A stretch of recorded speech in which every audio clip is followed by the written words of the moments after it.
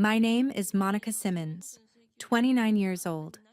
On June 14th, 2025, my parents and my sister skipped my wedding to go on a 10-day beach vacation in Turks and Caicos.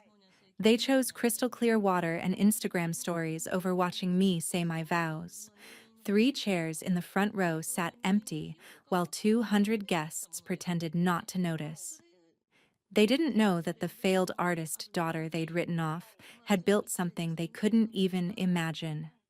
They didn't know that the venue where my sister would say "I do" 8 months later was only possible because of me. And they definitely didn't know what I'd placed inside the small gift box I sent to her wedding. When my sister opened it in front of 400 guests, 23 phone calls flooded my voicemail in 2 hours. I didn't answer a single one, because sometimes the truth doesn't need a conversation, it just needs a witness. This is how the invisible daughter became impossible to ignore. I need to take you back. To understand what happened at my sister's wedding, you need to understand how I became invisible in the first place. November 12th, 2013. I was 14 years old. Dinner table at our home on Beacon Hill, Boston. My father, Douglas, a CEO of a major insurance company. My mother, Patricia, chairman of the city's largest charity foundation. My sister, Victoria, 3 years older, just won a $2.3 million settlement case during her pre-law internship at Harvard. The table sparkled with congratulations. Crystal glasses raised. My mother already on the phone with relatives, broadcasting Victoria's brilliance to anyone who'd listen. I sat at the corner. That afternoon, I'd won second place in the Massachusetts State Architecture Design Competition, teen category. My design was for a sustainable school that used natural light to reduce energy costs by 40%. The prize came with a certificate and a feature in the state education newsletter. Nobody asked. My father turned to me once during dessert. "Monica, dear, could you clear the plates? We have the Cabots coming over in 20 minutes. I carried dishes to the kitchen. Through the back door window, I saw her. My grandmother, Eleanor, standing in the garden, watching me. She didn't say anything, just gestured with her hand. "Come outside." The greenhouse was her sanctuary. 37 potted orchids she'd grown from seeds. In the center, on a drafting table, sat my competition entry. She'd framed it. "Your parents see law degrees and stock portfolios," she said quietly. "I see someone who can turn empty space into meaning." She opened a wooden box. Inside, a set of Rotring pens from 1962. Technical drawing tools, vintage, perfectly preserved. Engraved on the box, EM 1962. Eleanor Margaret Chen. "June 14th is my birthday," she told me. "Remember that date, Monica. Someday, it will matter." I didn't understand then. I do now. 3 years later, 2016. The MIT acceptance letter arrived the same week Victoria got into Harvard Law. Full merit scholarship, $58,600 per year. I'd earned it through my portfolio, my essays, my designs. I walked into the living room holding the letter. My parents sat with Victoria, champagne already open for her Harvard celebration. My mother glanced at the MIT logo. "Architecture? That's nice, dear. But Victoria just got into Harvard Law. Let's focus on celebrating real achievement." My father frowned. "How much does MIT cost? We're already stretched thin with Victoria's expenses." I didn't mention the scholarship. I just folded the letter and went back to my room. That night, Grandma Eleanor called me down to the basement. She opened a safe I'd never seen before. Inside, documents, legal papers, property deeds. "This is the legacy I'm leaving you," she said. "But you have to promise me something. Don't ever let anyone make you feel small." I promised. 2 years later, November 2018. I was 22, senior year at MIT, Grandma Eleanor was in the final stages of lung cancer at Mass General Hospital. I sat beside her bed every night that last week.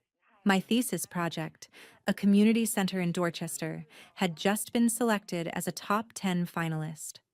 My professor said it might win national recognition.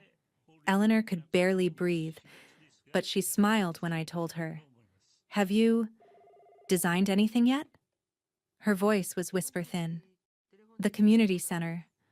My professor thinks it could change how we approach public spaces. I won't see you graduate." Each word cost her. "But I'll see you from somewhere. You see what others miss, Monica. And one day, they'll have to see it too." She died at 3:17 a.m. on November 18th, 2018. Victoria arrived at the hospital at 6:30 a.m. after a client meeting. My mother cried, told the nurses, my mother was a saint. My father organized the funeral, made calls, handled logistics. Nobody asked if I'd been there all night. 1 week after the funeral, I received an envelope from a lawyer, Martin Geller, executor of Eleanor Margaret Chen's estate. My family had no idea what was inside, and I decided to keep it that way. December 2018. A law office in downtown Boston. Mahogany desk, leather chairs, the smell of old money and older secrets. Martin Geller slid 3 documents across to me. The Eleanor Estate, a beachfront property in Rockport, Massachusetts. Appraised value, $8.2 million. A trust fund, $1.85 million, managed conservatively, growing annually. And a collection, 67 original architectural blueprints from the 1950s through 1980s, worth approximately $300,000 to collectors. All of it, every single dollar, every property deed, every blueprint, left solely to me. Your grandmother's instructions are explicit, Geller said. The estate and trust go to Monica Eleanor Simmons alone. However, there's a provision. Clause 7b. You may authorize up to $150,000 in disbursements for family weddings or medical emergencies, but only you can sign. The document was dated June 14th, 2017, Grandma Eleanor's birthday. 2 witnesses, notarized, legal. Geller handed me a second envelope. "She asked me to give you this after you read the will." Inside, a note in her handwriting. Just 1 line. "Don't tell them until you've built something they can't ignore." I didn't tell them. Instead, I graduated MIT with honors in May 2019, moved to Los Angeles in March 2020, used $680,000 from the trust fund to buy a struggling architecture firm in downtown LA. 3 employees, 1 office, barely surviving. I renamed it Eleanor Reed Design Collective. Reed was the last name of someone I'd met exactly 1 year before. Someone who'd changed everything. June 14th, 2019. The day that would become my wedding date 6 years later. I was at the Museum of Fine Arts in Boston, an exhibition called Women in Architecture 1950 to 2000. I stood in front of a photograph of my grandmother from 1968, standing in front of the Newton Public Library, a building she designed. Most people didn't know that. The firm had listed her male partner's name on all the documents. Eleanor Chen, a voice beside me. She designed this library. Most people don't know because the firm credited her partner. I turned. A man about my age. Kind eyes. Structural engineer's conference badge on his jacket. "That's my grandmother," I said. He looked at me differently then. "Then you carry a legacy." His name was Ethan Cooper. We started dating in August 2019. He proposed in December 2023 at the Eleanor Estate, in the garden where my grandmother used to grow orchids. But I'm getting ahead of myself. Between 2020 and 2024, I built something extraordinary. Year 1, 8 projects, 6.3 million in revenue. Year 2, 15 projects, 11.8 million. Year 3, 23 projects, $18.5 million. I designed beach houses in Malibu for tech founders, mountain estates in Aspen for old money families, urban renovations in Scottsdale for new wealth. My clients included a Spotify executive, 2 Hollywood directors, and a Lakers minority owner. In May 2024, I won the AIA National Design Award, American Institute of Architects, one of the most prestigious honors in the field. I accepted it in Washington, D.C. under the name M. Eleanor Reed. My firm employed 12 people. Our office sat on the 8th floor of a building on Vine Street. We'd designed 23 residences valued over $15 million each. Our average fee was 4.2%. Do the math. That's $14.49 million just from residential projects. I never told my family. When my mother called, twice a year, usually around Christmas and my birthday, she'd ask, "Still doing freelance work, dear?" "Yes, Mom. Enough to get by." My father once offered to introduce me to people who could get me a real job. I thanked him and said I'd think about it. In December 2023, I flew home for Christmas. Victoria announced her salary at dinner. $385,000 a year as a corporate attorney. My mother beamed. "Monica, you're 27 now. It's time to get serious about your career." I looked at her calmly. "I am serious, Mom." My father sipped his wine. "Drawing pictures for unnamed startups isn't a career, Monica." I said nothing. But that night, Ethan asked me to marry him. He'd decorated the Eleanor estate garden exactly as my grandmother had kept it. Orchids everywhere. I chose our wedding date immediately, June 14th, 2025, 6 years since we met. My grandmother's birthday, the day that would finally make them see. I just didn't know how blind they still were. February 2024. I called my family on video chat to announce my engagement. My mother screamed with joy for exactly 1 minute. Then the questions started. What does Ethan do? What's his family like? Where are they from? He's a structural engineer. His family's from Maine. Good people. My father nodded slowly. Engineer. Respectable. Not wealthy, but respectable. Victoria smiled. Congrats, Mon. I'm happy you finally found someone. Finally. As if I'd been searching desperately while she succeeded effortlessly. We're getting married June 14th, 2025, I said. Grandma Eleanor's birthday, the day Ethan and I met. My mother's expression shifted.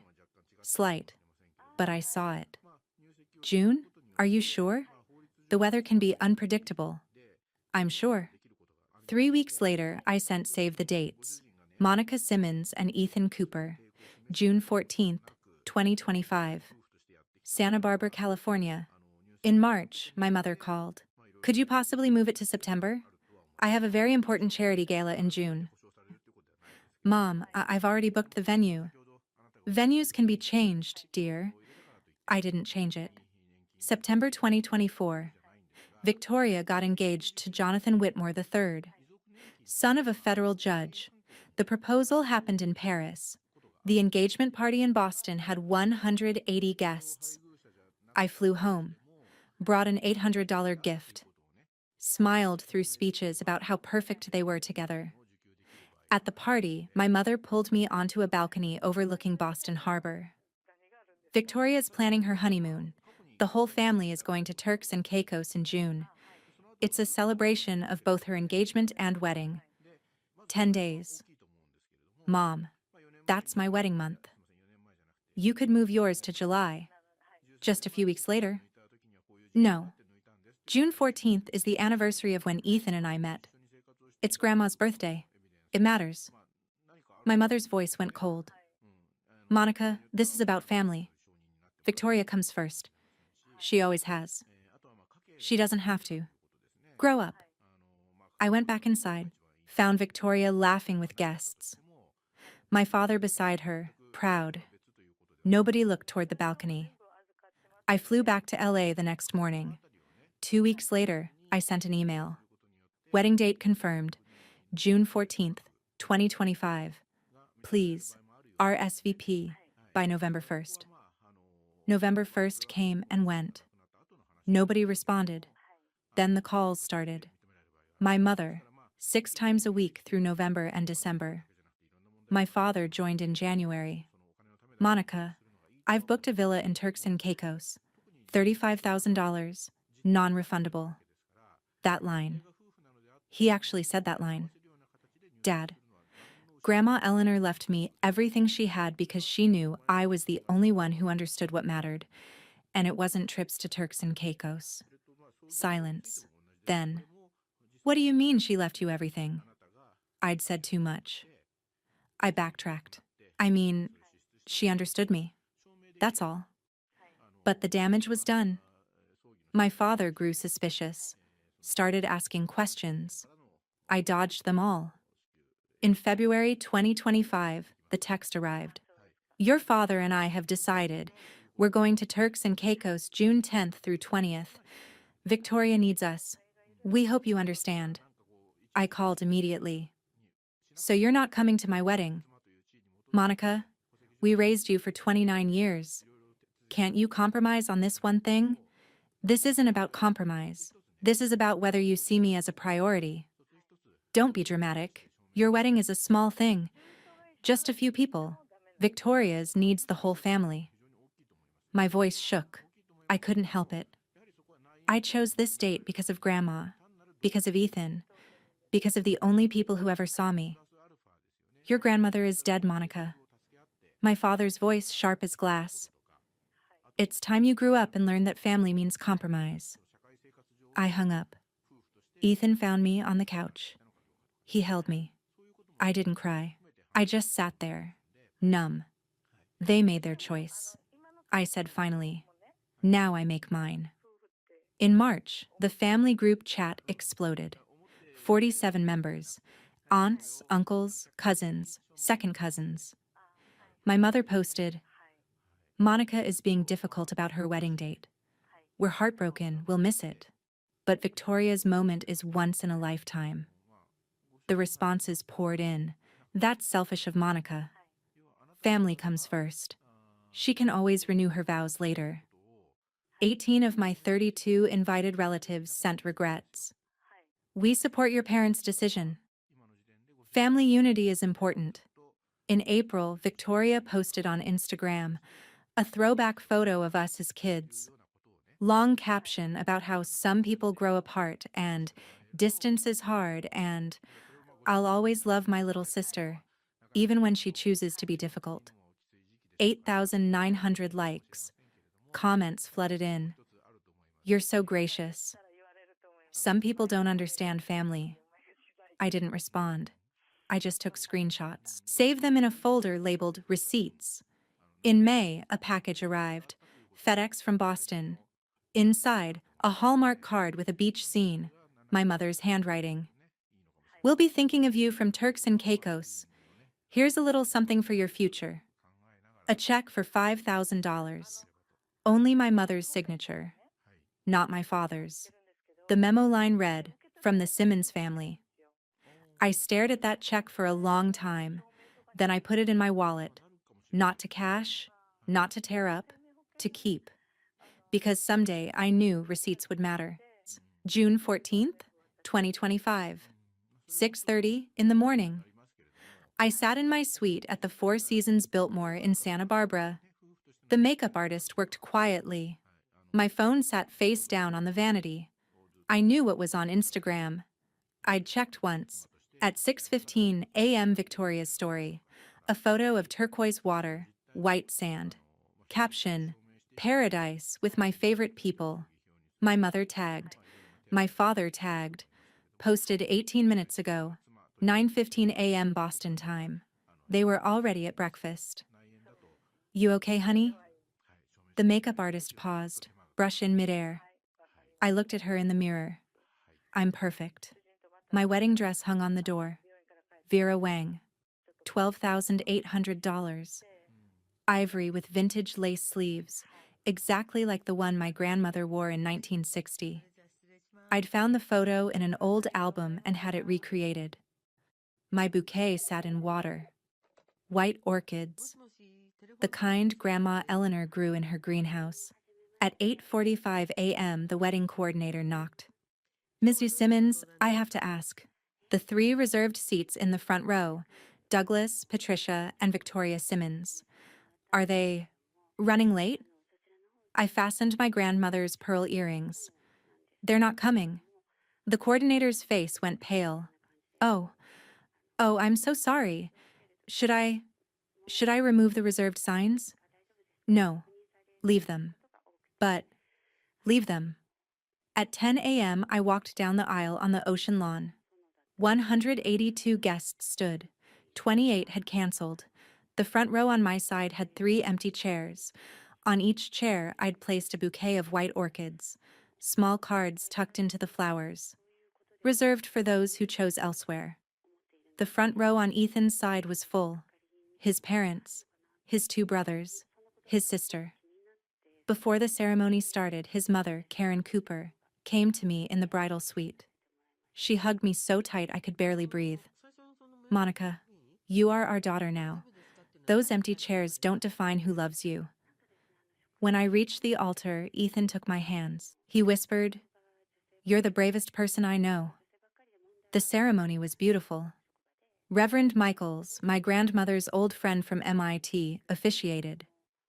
He told stories about Eleanor, how she'd designed buildings that changed communities, how she'd taught him that good architecture, like good people, creates space for others to thrive.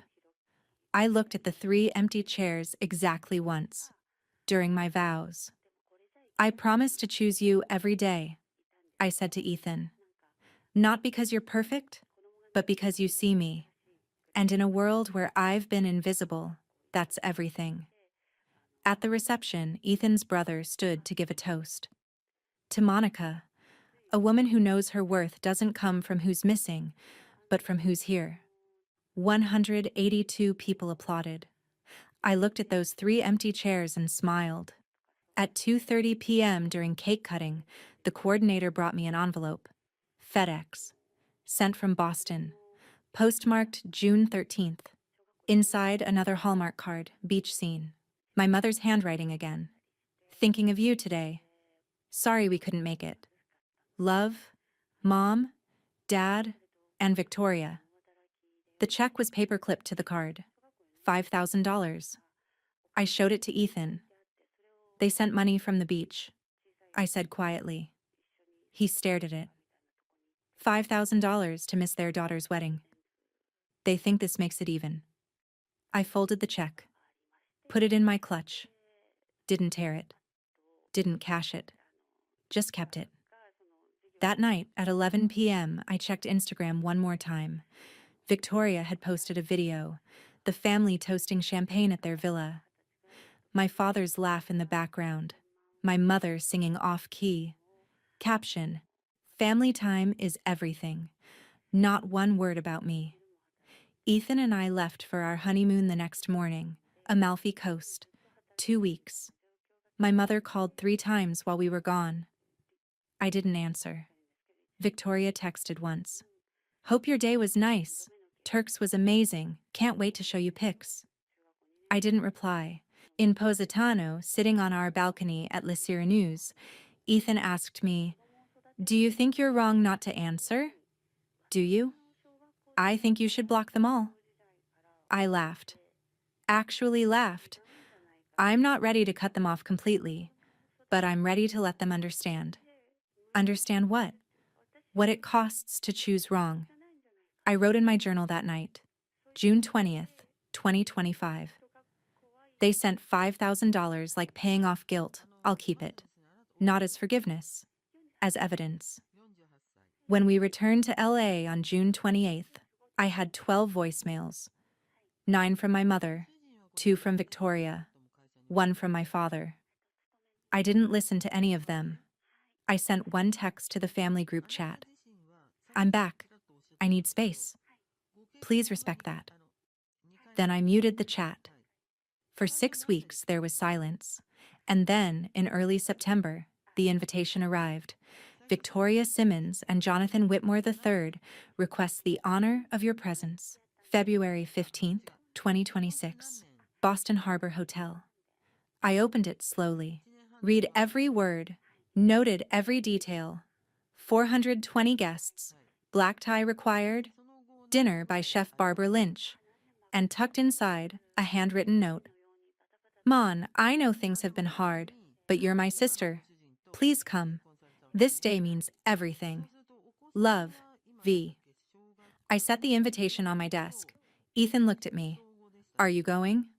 No. You're sure? Completely. Then why are you smiling? I pulled out my laptop, opened a browser, searched Maldives Luxury Resorts February 2026. Because, I said, I'm going to send her a gift instead. July 2025.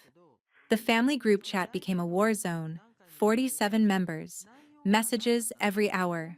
My mother posted the Turks and Caicos photo album, 23 pictures, sunset cocktails, beach yoga, family dinners under string lights.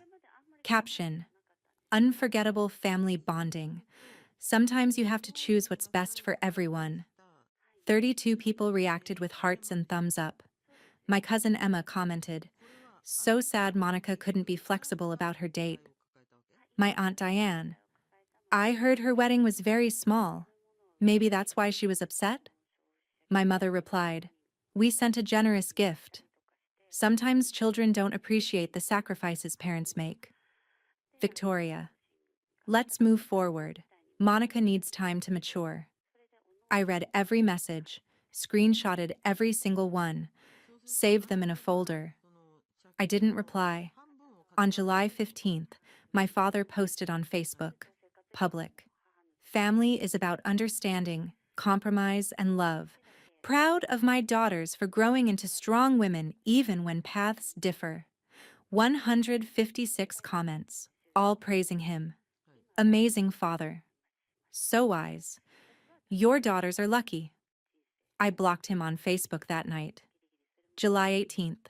My cousins Emma, Lisa, and Natalie called. Conference call. Monica, we need to talk about this family drama. There's no drama, I said. There's just clarity. Emma's voice went soft. Aunt Patricia is crying constantly. She feels like you're punishing everyone. Did she come to my wedding? Silence. That's what I thought. Lisa tried next. Your wedding's over, Mon. Why can't you just let it go? Did you come to my wedding, Lisa? More silence. You all chose. I'm just respecting your choices. Natalie got defensive.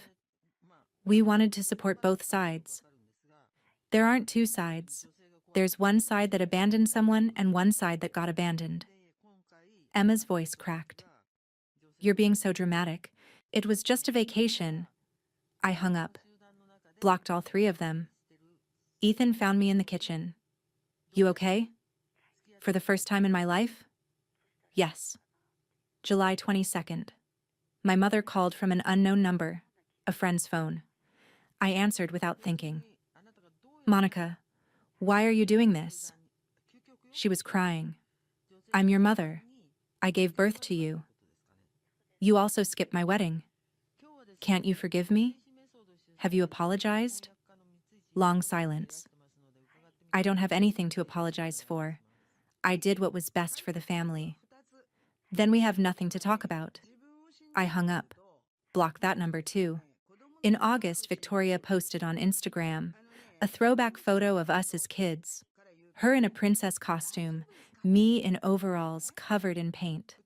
Long caption, missing the days when family was simple. Sometimes people grow apart and that's okay. I'll always love my little sister even when she chooses distance. Family first, sister love. 8,900 likes, 347 comments. You're so gracious, Victoria. Your parents raised you right. She's lucky to have you. I didn't comment, didn't react, but I took a screenshot, added it to the receipts folder. By September, I'd blocked 8 phone numbers, left the family group chat, changed my number. I sent one final text before switching. This is Monica's new number. I'm taking time away from family communication. If there's an emergency, contact Ethan. Otherwise, respect my space. My mother texted back immediately from a new number. You're destroying this family. I replied once. No, Mom. You did that on June 14th. I'm just choosing peace. Then I blocked her. That night, I sat in my home office in LA, looked at my wedding photo with Ethan. We were laughing, happy, surrounded by people who'd actually shown up. Behind the frame, I'd tucked that $5,000 check. Still undeposited, still evidence. I opened my laptop, checked my email. One new message. Subject line: Victoria Simmons and Jonathan Whitmore III request the honor of your presence. The invitation. Digital version. February 15th, 2026. Boston Harbor Hotel. 420 guests. I read it twice. Then I opened a new document, and I started making plans. September 12th, 2025. The physical invitation arrived via FedEx, letterpress printing, gold foil, tissue paper so delicate it rustled like whispers. Victoria Simmons and Jonathan Whitmore III. Black tie required. Dinner menu by Chef Barbara Lynch. Music by the Boston Pops Quartet. 420 guests. And inside, a handwritten note on cream cardstock. Mon, I know things have been hard, but you're my sister. Please come. This day means everything. Love, V. I read it aloud to Ethan. This day means everything. Interesting. Did my day mean anything? Ethan looked at the invitation. Are you going? I haven't decided yet. What would make you decide? I smiled. The right kind of gift. RSVP deadline. December 15th, 2025. I didn't respond. On September 20th, my mother called Ethan's phone. He handed it to me, reluctant. Monica, I know you're angry, but this is Victoria's wedding. You can't skip it. You skipped mine. That was different. We had a family commitment. A vacation. You had a vacation. My mother's voice hardened. This is about your sister. She didn't do anything to you. She posted Instagram stories from the beach while I got married. She called me dramatic in the family chat. She did plenty. She's getting married, Monica, to a wonderful man from a respected family. The Whitmores are very important people. This wedding matters. So did mine.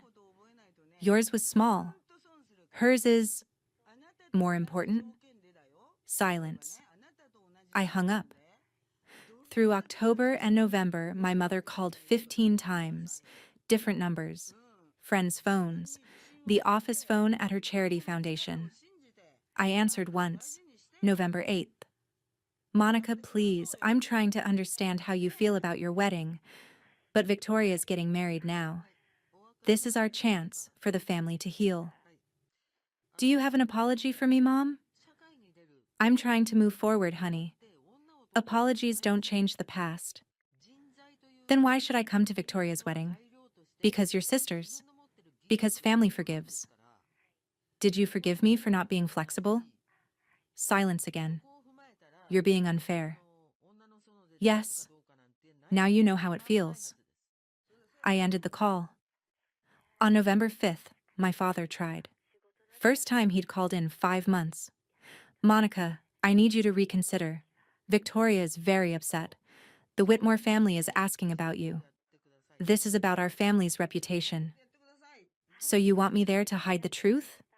I want you there because you're part of this family. Funny, I didn't feel like part of the family on June 14th. Monica, we raised you for 29 years. One wedding is one day. Can't you be an adult about this? You said that before, Dad. Word for word. And my answer is still the same. No. He tried arguing, raised his voice, said I was being selfish, immature, vindictive. I waited until he ran out of breath. Then I said very calmly, I'm going to the Maldives that week. Ethan and I are celebrating our anniversary early. We've already booked the flights. You're going on vacation during your sister's wedding? Yes, just like you went on vacation during mine. I hung up before he could respond. Blocked his number.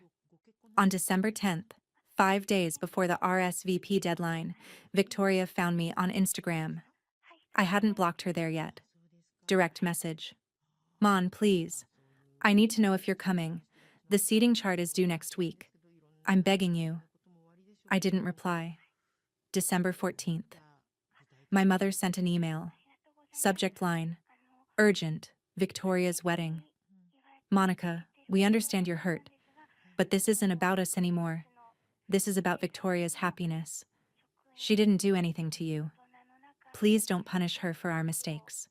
Just RSVP, yes or no. Mom, I drafted a reply. Victoria stood by and watched you skip my wedding. She posted Instagram stories from the beach while I walked down the aisle alone. She called me dramatic when I asked for basic respect. She did everything to me by doing nothing. I didn't send it. Instead, I filled out the RSVP card, checked the box, declines with regret, wrote nothing else, mailed it. On December 16th, I booked our trip. 4 Seasons Maldives at Landa Giravaru, February 13th through 18th. Overwater Villa, $2,400 per night. I screenshotted the confirmation, saved it in the receipts folder. Then I opened a different folder, one I'd created in September, labeled The Gift. And I started assembling the truth. January 2026. My home office in Los Angeles. On my desk, 3 documents, carefully selected, perfectly legal, impossible to deny. I'd been preparing them since September. Document 1, a photocopy of my grandmother's will, dated June 14th, 2017, notarized, legal. The relevant section highlighted in yellow. Eleanor Estate and Associated Trust Fund, $1.85 million, bequeathed solely to Monica Eleanor Simmons. Disbursement authorization solely at Monica's discretion. Document 2, a bank receipt, dated October 8th, 2024. Trust disbursement authorization form, $125,000. Authorized by Monica E. Simmons. Purpose: Victoria Simmons Wedding Venue Deposit, Boston Harbor Hotel. Note: per Eleanor Chen's wedding provision, Clause 7B. Document 3, a letter, written in my grandmother's handwriting. Dated November 10th, 2018. 8 days before she died. I'd found it in her papers 2 years ago. Monica is the only one who asked me about the stories behind my blueprints, not the money they made. Victoria asked about my will 3 times. Patricia asked 4. I know where my legacy belongs. Eleanor. 3 documents. 3 truths. 1 gift box. I placed them carefully in a small box. 8 inches by 10 inches by 4 inches. White cardboard, sturdy. I wrapped it in ivory paper. Gold ribbon. The exact colors of Victoria's wedding invitation. I wrote a card by hand. To Victoria, for your new beginning, with clarity. Monica. Ethan stood in the doorway watching. You're sure about this? Are you asking if I think it's right, or if I think I'll regret it? Both. I looked at the box. I'm not doing this out of hatred. I'm doing it for truth. They'll call it revenge. Let them. I sealed the box, addressed it. Victoria Simmons, care of Boston Harbor Hotel, event coordinator. Deliver February 14th, 2026, 10 a.m. before ceremony setup. Key, February 10th. I went to FedEx. The clerk weighed the box. 3.2 pounds. Overnight delivery to Boston, signature required. $86.40. I paid with my company card. Eleanor Reed Design Collective. For the tracking record. Is this a wedding gift? The clerk smiled. How sweet. I smiled back. It's exactly what she needs. I took a photo of the receipt. Sent it to Ethan. Sent. He replied immediately. Maldives tomorrow? Maldives tomorrow, February 13th. Ethan and I boarded our flight to the Maldives. I checked the FedEx tracking one last time before takeoff. In transit, on schedule, expected delivery, February 14th, 9:47 a.m. I turned off my phone. For the next 36 hours, I didn't check email, didn't look at social media, didn't answer calls. We snorkeled. We had dinner on the beach. We watched the sunset from our villa. Ethan asked once at dinner on February 14th, "Do you think they've opened it yet?" I looked at my watch. 8 p.m. Maldives time, 10 a.m. Boston time. If everything went according to plan, yes. And now we wait. February 15th, 11:30 p.m. Maldives time. 36 hours after I'd turned off my phone. I powered it on. The screen flooded with notifications. 23 missed calls from Victoria. 11 missed calls from my mother. 6 missed calls from my father. 47 unread text messages. 8 voicemails. I didn't open any of them. I only checked one thing: Instagram. I searched Victoria's name. Her most recent post was from February 13th. 2 days ago. Pre-wedding excitement. She looked radiant. Nothing from today, nothing from yesterday. Complete silence. I opened my email, scrolled to the most recent. Subject line: "What did you do?" From my mother. Sent at 3:47 p.m. Boston time yesterday. I didn't open it. I just smiled, deleted it, and went back to watching the ocean. Let me tell you what I learned later. From people who were there. From the video that went viral. From the wreckage. February 14th, 2026. 11:15 a.m. Boston Harbor Hotel. Bridal suite. Victoria sat surrounded by 8 bridesmaids. Her wedding dress, Monique Louillier, $18,500, hung perfectly pressed. Her makeup, flawless. Her hair, an architectural miracle of braids and pins. The wedding coordinator, Jennifer, knocked and entered. "Victoria, this just arrived for you. It's marked open before ceremony." A small box, ivory paper, gold ribbon. Victoria read the card. "Oh, from Monica. At least she sent something." Her maid of honor, Sarah, leaned in. "That's sweet. What is it?" Victoria untied the ribbon, lifted the lid, pulled out the first document. Her face went white. "What the hell?" She pulled out the second document, the bank receipt. No. The third document. My grandmother's letter. Her hands started shaking. "Mom, get up here, now." At 11:40 a.m., my mother burst into the suite. My father followed. Victoria thrust the documents at them. My mother read the will, her face drained of color. "Grandma Eleanor left everything to Monica? All of it?" My father grabbed the bank receipt. $125,000 from Monica's trust fund? She authorized the venue deposit? His voice cracked. "But I told everyone. I said I was covering the venue." My mother's hands trembled. "We thought it was family money, from my mother's estate. We thought wrong." My father sat down hard. "Monica owns it all, and she paid for this wedding." Victoria was crying now, mascara running. "What does this mean? What is she trying to do?" My mother grabbed her shoulders. "She's trying to ruin your day. That's what she's doing." My father shook his head. "No, she's trying to make us understand, in front of everyone." Victoria looked at the clock. 11:52. a.m. ceremony started at 12:30 p.m. 420 guests are downstairs. Jonathan's parents are waiting. What do I do? My mother made a decision. "Hide these. We'll deal with it after. No one needs to know." Victoria stuffed the documents in her makeup bag, but she didn't know that Jennifer, the coordinator, had already photographed the box and card. Standard procedure for event records. That photo would matter later. At 12:30 p.m., the ceremony began. Victoria walked down the aisle, smiled, said her vows, kissed Jonathan, but her hands shook holding the bouquet. Jonathan noticed, whispered, "Babe, you okay?" "Just nervous," she lied. The ceremony ended. Photographs, receiving line, cocktail hour. Victoria moved through it like a sleepwalker. At 3:15 p.m., the reception began in the Atlantic Ballroom.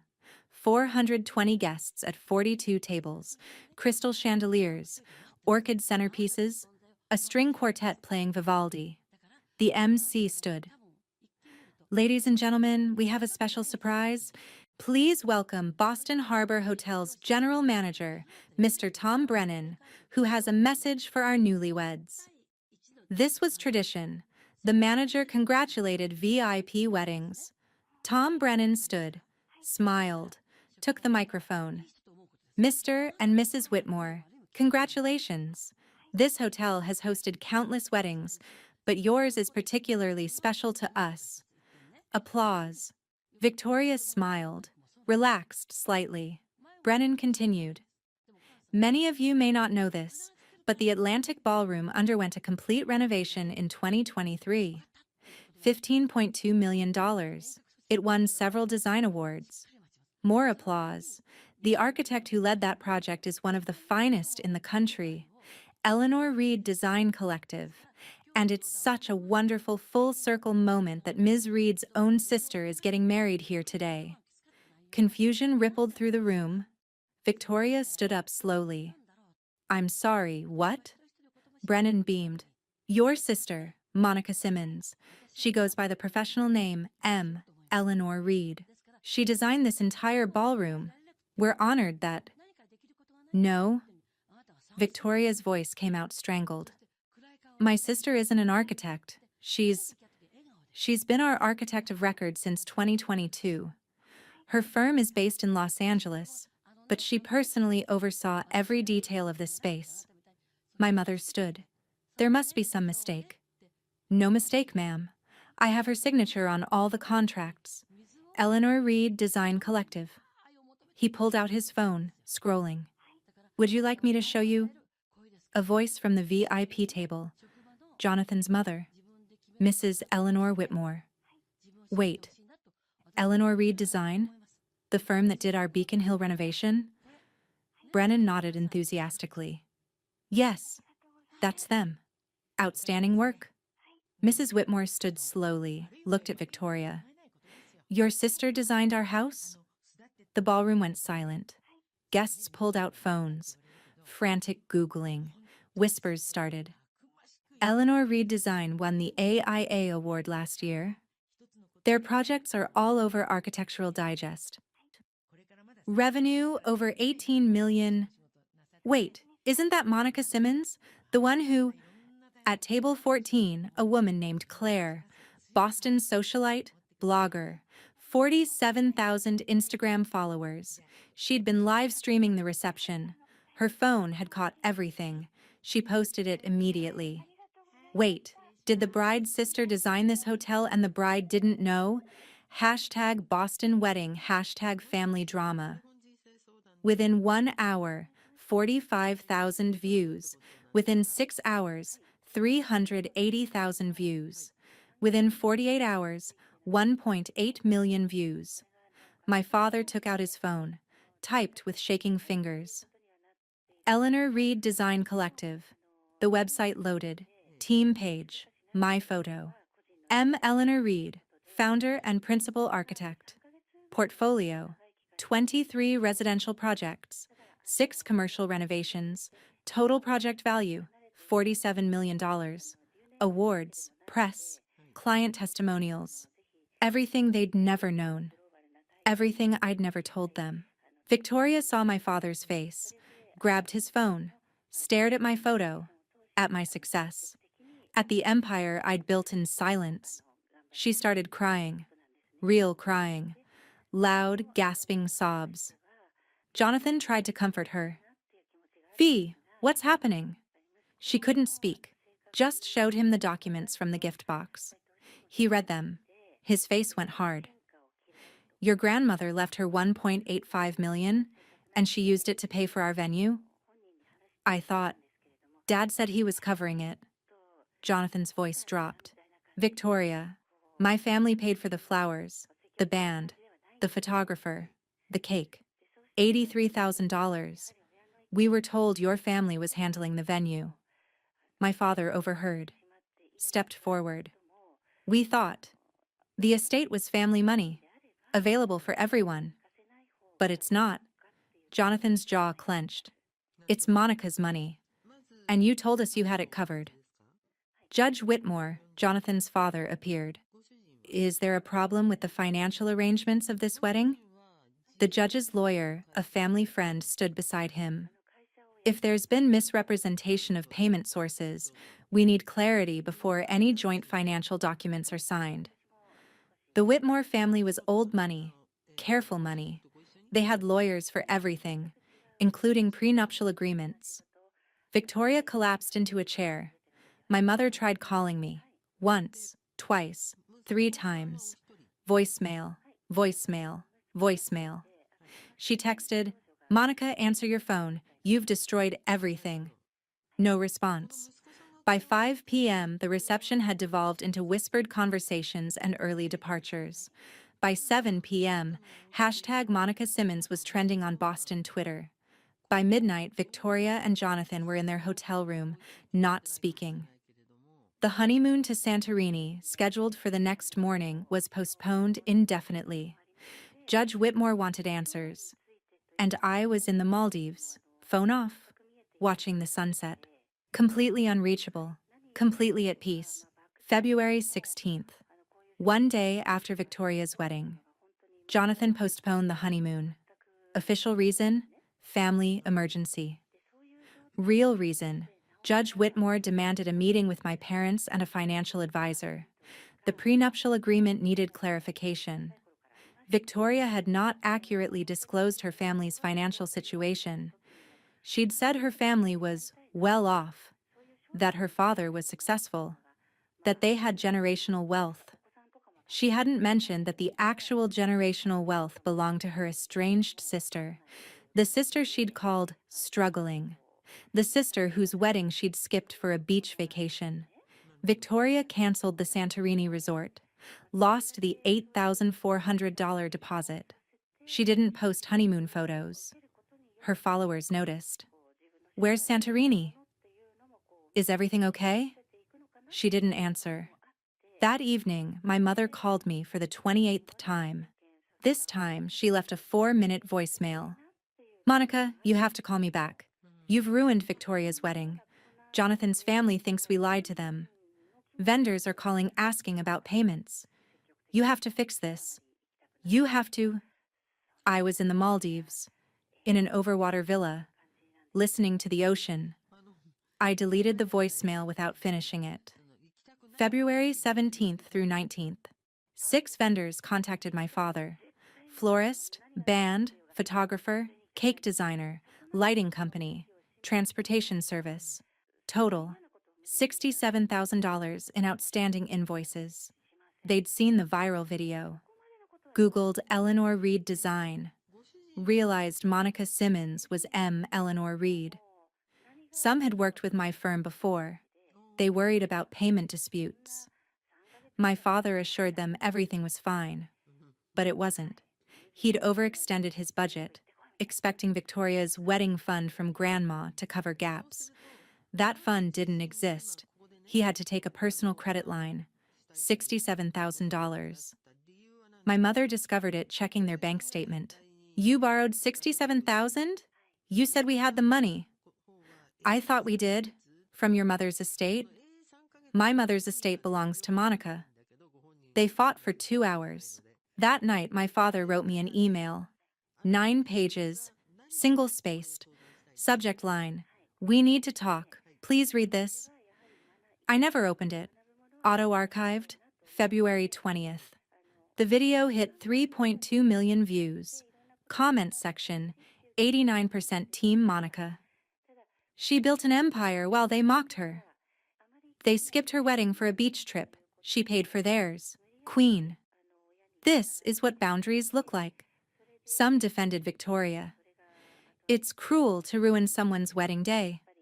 But they got ratioed. Architecture blogs picked it up. Eleanor Reed Design is one of the most respected firms on the West Coast. The family drama surrounding founder Monica Simmons is unprecedented. Boston Magazine reached out for comment. My firm's response? Ms. Simmons is unavailable for interview and requests privacy. Victoria deleted Instagram that day. Lost 2,890 followers first. Posted one final story. Taking a break from social media to focus on what matters. Thank you for understanding. Comments disabled. My father's insurance brokerage lost 3 clients that week. The official reason? Moving our account to another provider for unrelated reasons. But the timing was clear. The viral video had damaged his family values brand. People talked. Boston is a small town for the wealthy. Everyone knew everyone, and everyone had seen the video. February 22nd. Ethan and I returned to Los Angeles. I turned on my phone fully for the first time in 9 days. 67 missed calls, 143 text messages, 19 voicemails. I listened to one, from Victoria, sent at 2:47 a.m. on February 21st. Her voice was hoarse. She'd been crying. Monica, I know you're not listening, but I need to say this. You destroyed the most important day of my life. Jonathan's family thinks we're frauds. Dad had to borrow money to pay vendors. Mom hasn't slept in 4 days. And you?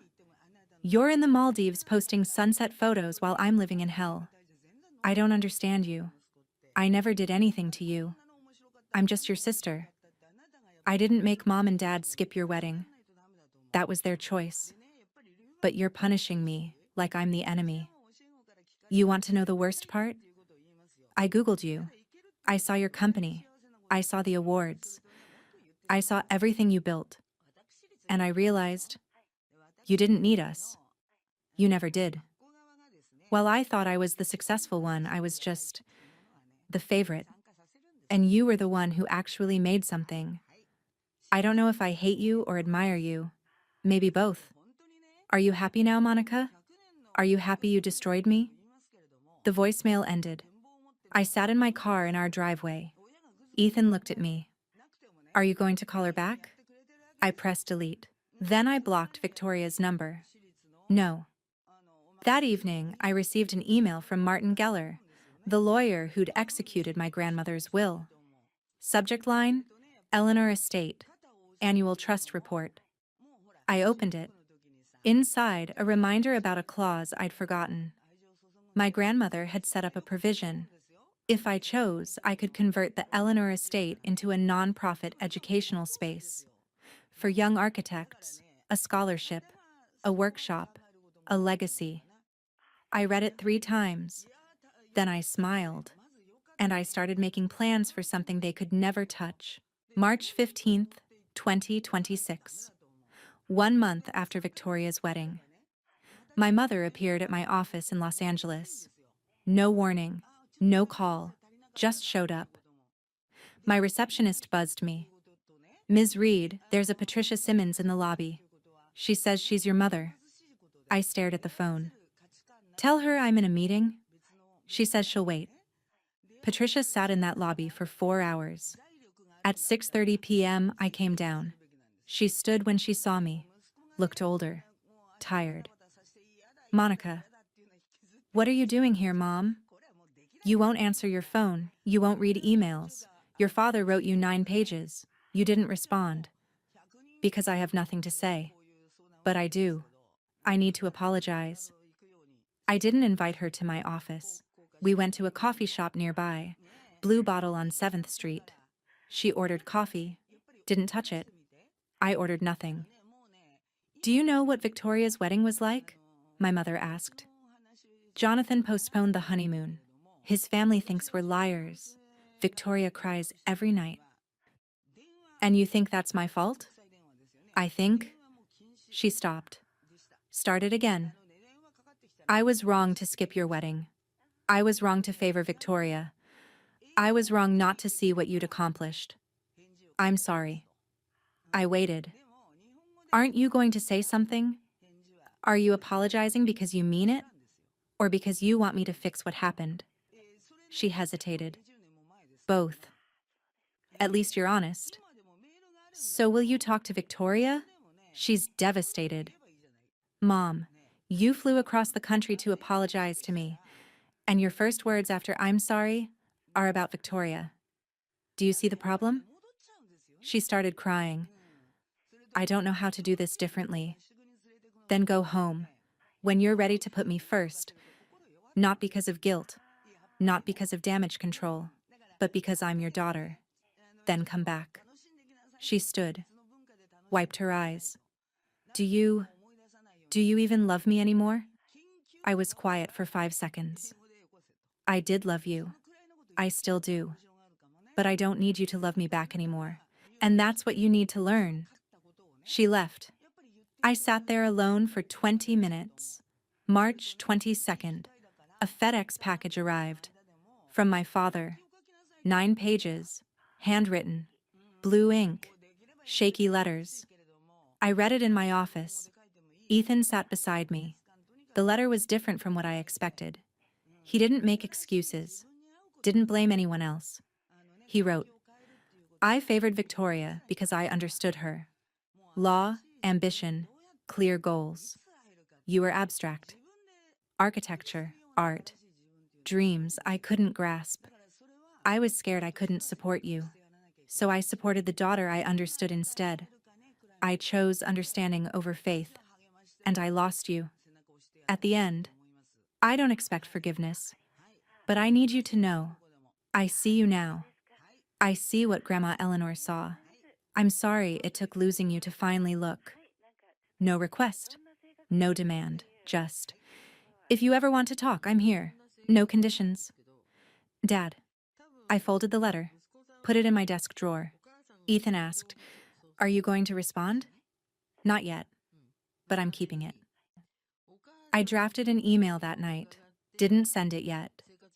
Dad, I read your letter. I'm not ready to talk, but I'm not ready to close the door either. If you want to rebuild, here's what I need. 1. Family therapy. You, Mom, Victoria, me. 6 months minimum. Professionally mediated. 2. Public acknowledgement, not on social media, but a letter to the 47 relatives in that group chat who judged me, setting the record straight. 3. Space. Don't call. Don't visit. Don't push. Let me come to you when I'm ready. If you can do this, we'll start. If not, we're done. Monica. I saved it as a draft. April 5th, 2026. I met with Martin Geller again. We discussed converting the Eleanor estate into a scholarship and workshop. The Eleanor Chen Memorial Program for young architects from underprivileged backgrounds. Free tuition, equipment access, mentorship, budget, $500,000 from the trust fund. I'd add $200,000 from my firm. Your grandmother would be proud, Geller said. She knew I'd do this. That's why she left it to me. Have you told your family? They'll find out when it opens, just like everything else. The workshop would launch in June 2027, 2 years after my wedding. First cohort, 12 students, ages 18 to 25, full scholarships. I'd teach 1 class a month when I flew to Boston.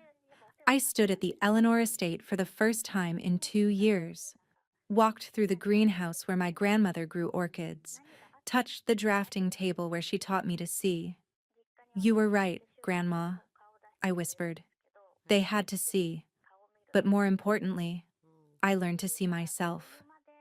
And for the first time since this all began, I felt completely at peace. September 2026, 7 months after Victoria's wedding. I agreed to family therapy. 1 session. To see if it was even possible. Dr. Laura Chen. No relation to my grandmother, but the name felt like a sign. My parents. Victoria. Me. 90 minutes. For the first hour, my mother cried. Victoria was defensive. My father stayed silent. At minute 62, Dr. Chen asked me, Monica, what does change look like to you? I need them to see me when I talk. Not compare me to Victoria. Not dismiss what I do. Just see me. Victoria's voice came out small. I don't even know your birthday. I know. That's the problem. We agreed to continue. Twice a month. 6 months. I didn't promise reconciliation. Just presence. After the first session, Victoria approached me in the parking lot. Can you send me the link to your company website? I want to understand what you do. I looked at her, searched for manipulation, saw only genuine curiosity. Okay, but not because mom's making you, because you want to. She nodded. October 2026. I found out I was pregnant. 8 weeks. Due date, November 18th, 2026. Exactly 8 years after Grandma Eleanor died. I told Ethan first. He cried. Are you going to tell your family? Not yet. I want to get through the first trimester. And if they ask why you didn't tell them sooner, I'll tell them the truth. I wasn't ready to share joy until I trusted they'd be happy for me, not for themselves. I visited my grandmother's grave in November. Mount Auburn Cemetery in Cambridge. First time in 2 years. I placed white orchids on the stone. You're going to be a great grandmother, I whispered. I'll teach her to see what others miss. When I turned to leave, I saw my father, standing 20 feet away, holding flowers. We didn't speak. He placed his bouquet, nodded to me, then left. Later, I asked the groundskeeper, does anyone else visit this grave? Oh yes, an older gentleman, every Sunday, been coming for months. My father had been visiting his mother-in-law's grave weekly, quietly, without telling anyone. For the first time, I saw him trying. June 14th, 2027. 2 years after my wedding. The Eleanor Chen Memorial Workshop opened. 12 students in the first cohort, 8 women, 4 men, ages 18 to 25, from 9 different states. 150 people attended the opening, colleagues, clients, students, press. I stood in front of the Eleanor estate, now transformed into a design studio, cut the ribbon, and gave a speech. My grandmother told me, you see what others miss. For years, I thought she meant I saw beauty in empty spaces. But she meant more. She meant I saw my own worth when others didn't. This workshop isn't just about teaching architecture. It's about teaching young people that their value doesn't come from who sees them. It comes from what they build. Some of you will design buildings. Some will design lives. All of you will design legacies. And no one can take that from you. My parents sat in the 3rd row. Not the 1st row. I'd reserved that for students' families. Victoria didn't come. Still in therapy. Not ready. But she sent flowers. Card said, proud of you. V. Ethan stood beside me, holding our 7-month-old daughter, Eleanor Grace Cooper, born November 18th, 2026, named after the woman who taught me to see. After the ceremony, my father approached. Can I hold her? I hesitated, then handed him my daughter. He held Eleanor Grace and cried, I'm sorry I never held you like this. That night, I wrote in my journal, a habit I learned from my grandmother. June 14th, 2027, 2 years since my wedding. 9 years since I met Ethan. 9 years since Grandma died. Today I opened the workshop she left me. 12 young people will learn to build, design, create. They'll know. Family doesn't define them. They define themselves. My parents came. 3rd row. They didn't demand, didn't expect, just existed. That's progress. Victoria sent flowers. That's progress too. I don't know if we'll ever fully heal, but I know I don't need them to heal to be happy, and that's what matters. Grandma was right. I see what others miss. Now I teach others to do the same, and for the first time in my life, I'm not invisible. I'm just selective about who gets to see me. I closed the journal, looked out at the Boston skyline from my hotel window. Eleanor Grace slept in her crib, Ethan beside me. My phone buzzed. Text from an unknown number. Hi, Monica. This is Sarah, one of the scholarship students. I just want to say thank you. You gave me something my family never did. Permission to dream. I won't waste it. I smiled, typed back. You don't owe me anything. Just build something beautiful. And I meant it. Because at the end of the day, that's what this was all about. Not revenge, not vindication. Just building something beautiful from the ruins of being unseen and teaching others they could do the same. If this story resonated with you, remember, your worth isn't determined by who shows up for you. It's determined by what you build when they don't. Share this with someone who needs to hear it. And never let anyone make you feel invisible when you're building an empire in plain sight.